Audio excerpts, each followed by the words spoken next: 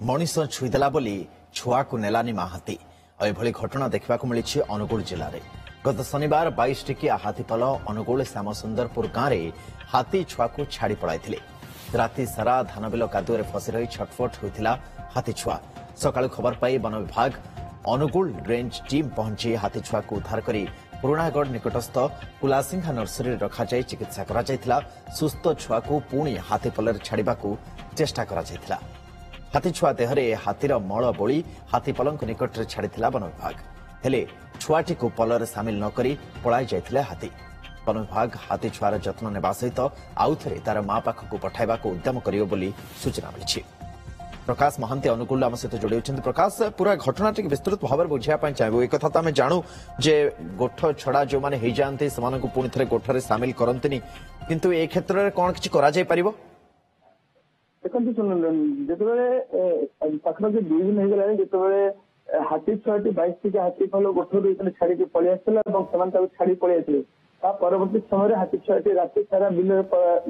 कादुआ पड़ जाए असुस्थ होता लोक मैंने जानी वन विभाग उद्धार करके तुरंत चिकित्सा करता चिकित्सा पर पुणी गोठ को फेरिया वन विभाग चेष्टा करता गतकाल आप देखुचे जो चित्र की जो 10-15 दिन जो हाथी छुआ रही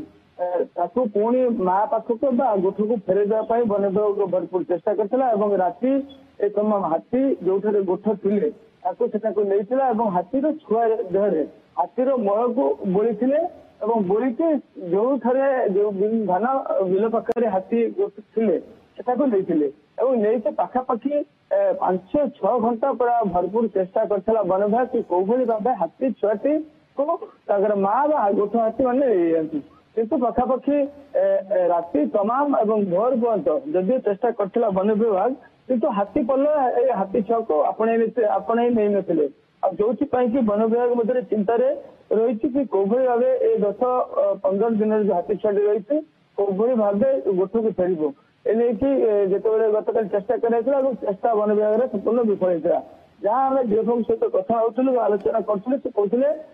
हुए तो हाथी छुआटी जेहेतु 2 दिन तले बिल राति तमाम सामान शीत पड़े 10-15 दिन हाथी छुआटी सामान असुस्थ होता सालाइन चिकित्सा कर सुस्थ कर पुणी फेर परवर्ती समय जिते हाथी छुआ को नहीं नथिले हाथी को आणिक बर्तमान जेहेतु रखी हुए तो आउ थे पुणी चेष्टा करे कि हाथी को कौ भाव आपणे चेष्टा कर देखुं सब बड़ कथा हूँ आप जानते जिते हाथी छुआ को मनुष्य मैंने छुई दिए हुए तो हाथी मैंने नहीं लेते कि पूर्व आप जानते पूर्व प्रकाश बहुत धन्यवाद तमाम सूचना और अपडेट।